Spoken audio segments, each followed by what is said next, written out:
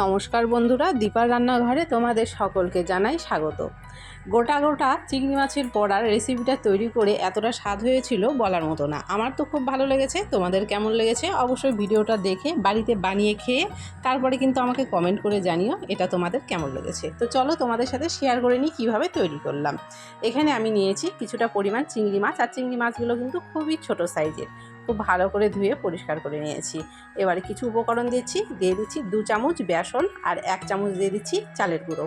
চালের গুঁড়োর বদলে কর্নফ্লাওয়ারও ব্যবহার করতে পারো। তারপরে দিয়ে দিচ্ছি এখানটায় স্বাদ মতো লবণ, হলুদের গুঁড়ো, লঙ্কার গুঁড়ো। ঝালটা অবশ্যই নিজেদের স্বাদ অনুযায়ী, তবে একটু ঝাল হলে খেতে ভালো লাগবে। 1 চামচ মতো দিচ্ছি আদা আর রসুন বাটা। দিয়ে দিচ্ছি কাঁচা লঙ্কা কুচি। এখানে আমি ছোট ছোট 4টা কাঁচা লঙ্কা কুচি করে রেখেছিলাম, দিয়ে দিলাম। 2টো বড় সাইজের পেঁয়াজ কুচি করে রেখেছিলাম, দিয়ে দিলাম। আর দিয়ে দিচ্ছি কিছুটা ধনেপাতা।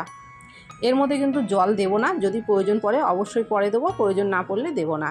হাত দিয়ে খুব ভালো করে কিন্তু মেখে নিতে হবে। আর মাখতেই দেখবে এটা কিন্তু নিজে থেকেই নরম হয়ে আসছে। আমার কিন্তু এটা মাখার সময় জলের প্রয়োজন পড়েনি। তবে তোমাদের কাছে যদি একটু জলের প্রয়োজন মনে হয় অবশ্যই সামান্য পরিমাণ জল দিয়ে দিতে পারো, তবে বেশি জল দিতে যাবে না, এতে করে কিন্তু ব্যাটারটা নরম হয়ে যাবে।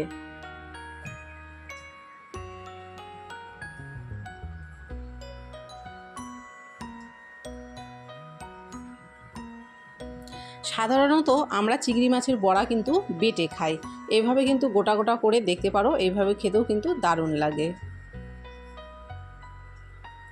খুব ভালো করে দেখো মাখা হয়ে গেছে, বড়াগুলো কিন্তু এখন ভেজে নেব।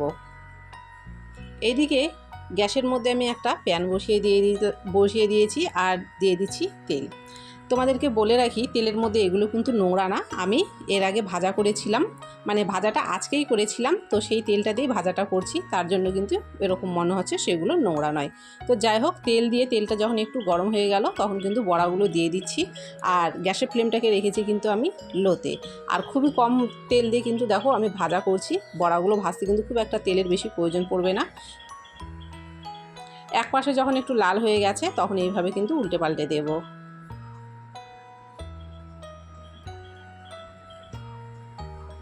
অপর দিকটাও কিন্তু লাল করে ভেজে নেব।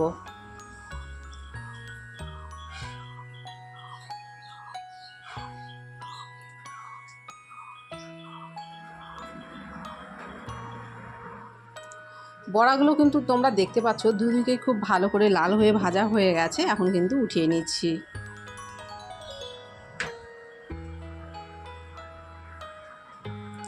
এইভাবেই কিন্তু পরের বড়াগুলো ভেজে যাব। আর যতটুকু তেল আছে সেই তেলের মধ্যেই কিন্তু ভাজবো, এখানে কিন্তু আর তেল ব্যবহার আমি করছি না।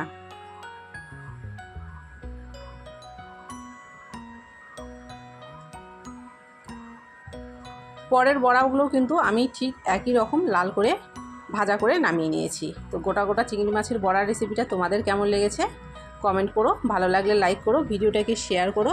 চ্যানেলে যদি নতুন হয়ে থাকো, চ্যানেল যদি সাবস্ক্রাইব করা না থাকে অবশ্যই চ্যানেলটি সাবস্ক্রাইব করে পাশে থাকা বেল বাটনটি প্রেস করে দিও, তাহলে আমার দেওয়া সুন্দর সুন্দর ভিডিওগুলো সবার আগে পৌঁছে যাবে তোমাদের কাছে। কেমন হয়েছে চিংড়ি মাছের এই বড়ার রেসিপি আমাকে কিন্তু জানাতে একদমই ভুলবে না। এটা দেখতে যতটা সুন্দর খেতেও কিন্তু দারুণ সুস্বাদু হয়ে থাকে। অবশ্যই কিন্তু একবার ট্রাই করে দেখতে পারো।